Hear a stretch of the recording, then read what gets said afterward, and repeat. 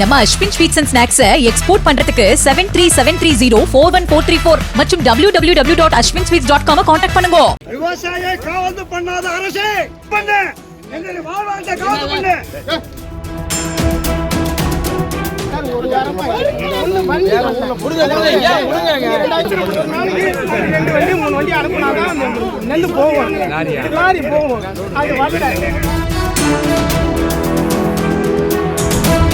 தஞ்சாவூர் மாவட்டம் ஒரத்தநாட்டில் நேரடி நெல் கொள்முதல் நிலையத்தை ஆய்வு செய்த அமைச்சர் சக்கரபாணியுடன் விவசாயிகள் வாக்குவாதத்தில் ஈடுபட்டனர்.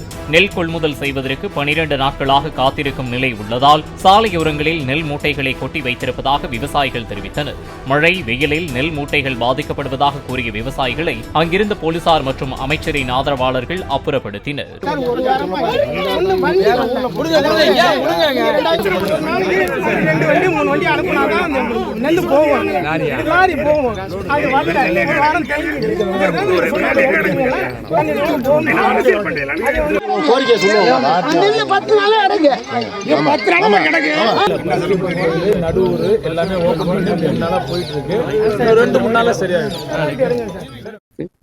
விரைவிலே இந்த விவசாயிகள் உற்பத்தி செய்கிற நெல்லை அடுத்த மாவட்டங்களுக்கு கொண்டு சென்று அந்த இருக்கின்ற அறவையாளர்களுக்கு கொடுப்பதற்கு ஏற்பாடு செய்யப்பட்டிருக்கு.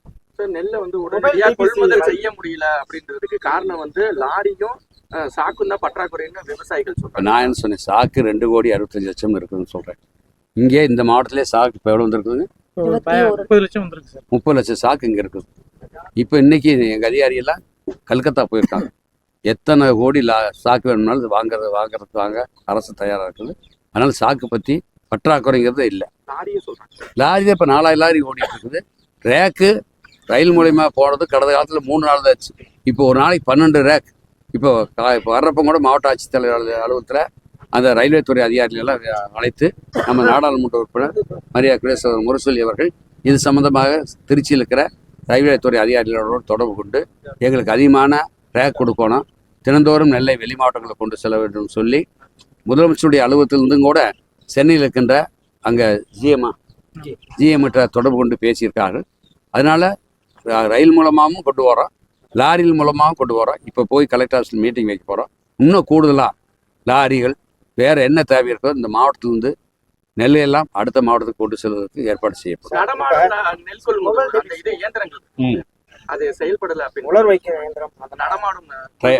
கலெக்டர் கூட காலையில் பேசியிருக்காங்க முதலமைச்சர் அலுவலகத்துக்கு. ஒரு 25 ட்ரையர் வேணும். அதுதான் சொல்றீங்க. ஒன்று கொடுத்துருக்காங்க, 25 கேட்டிருக்காங்க கலெக்டர். எது ட்ரையர் வந்து இப்போ என்னன்னா பஞ்சநதி கோட்டையில் உங்களுக்கு பார்த்துருப்பீங்க மெகா டிபிசி. அதே மாதிரி இப்போ தமிழ்நாட்டில் ஒரு 5 இடத்துல போடலாம்னு சொல்லி என்னுடைய மானிய கோரிக்கையில் நான் சொல்லியிருக்கேன். அதையும் இந்த மாவட்டங்கள் போட்டால் ஒரு நாளைக்கு 50 மில்லியன் எவ்வளோ 5000 மூட்டை ஒரு நாளைக்கு ஒரு இடத்துல கொள்முதல் செய்யலாம், 5 மடங்கு பண்ணலாம். அதுக்கும் நம்ம மெகா டிபிசி அதுக்கு ஏற்பாடு செஞ்சு ஒன்று செஞ்சுருக்கிறோம், இன்னும் 5 செய்ய போகிறோம். அதே மாதிரி ஒரத்தநாடில் 1,00,000 மெட்ரிக் டன் நடுவூரில் 170 கோடி ரூபாயில் இன்றைக்கி செமிகுடோன் கட்டுவதற்கு டெண்டர்லாம் விட்டாச்சு. விரைவில் வேலை ஆரம்பிக்கப்படும். அது கட்டி முடிச்சுன்னு வச்சுங்க. அடுத்த ஆண்டுலேருந்து எப்படி கோயில் பத்தில் 1,00,000 மெட்ரிக் டன் இருக்கிறோ அதே மாதிரி நடுவூரில் ஒரத்தநாடில் 1,00,000 மெட்ரிக் டன் கட்டுறப்ப கட்டி முடிச்சுன்னு வச்சுங்க. அதே மாதிரி முதலமைச்சர்கள் இன்னைக்கு 469 கோடி ரூபா கொடுத்துருக்காரு டெல்டா மாவட்டத்துக்கு மட்டும். அது ஒரத்தநாடு, அதோடு திருவாரூர் மாவட்டத்தில் ஒரு 7 இடம், மயிலாடுதுறை ஒரு 3 இடம், நாகப்பட்டினத்தில் ஒரு 3 இடம், கடலூரில் ஒரு 5 இடம், செங்கல்பட்டு, காஞ்சிபுரம், ராமநாதபுரம், திருவண்ணாமலை, இப்படி நிறைய இடத்துல எங்கெங்கெல்லாம் நெல் அதிகமாக விளையுதோ அங்கெல்லாம் செமிகுடோன் கட்டுறதுக்காக முதலமைச்சர்கள் இந்த ஆண்டு சுமார் 600 கோடி ரூபாய் நிதி ஒதுக்கி தந்திருக்காரு என்பதை இந்த நேரத்தில் தெரிவிச்சுக்கிறேன். இதெல்லாம் கட்டி முடிச்சுன்னு வச்சுங்க. வருகின்ற காலத்தில் இது மாதிரி இந்த ஓப்பன் கேப்ஸே போட வேண்டிய அவசியம், திறந்த வெளி சேமிப்பு கிடங்கு போட வேண்டிய அவசியம் இல்லை. இன்னும் 6 மாதத்துல அந்த பணியை நாங்கள் முடிச்சிருவோம்.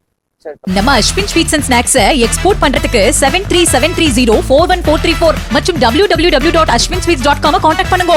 பிளே ஸ்டோர் மற்றும் ஆப் ஸ்டோரில் இருந்து பாலிமர் செயலியை QR கோடு மூலம் பதிவிறக்கம் செய்யுங்கள். செய்திகளை உடனுக்குடன் பெறுங்கள்.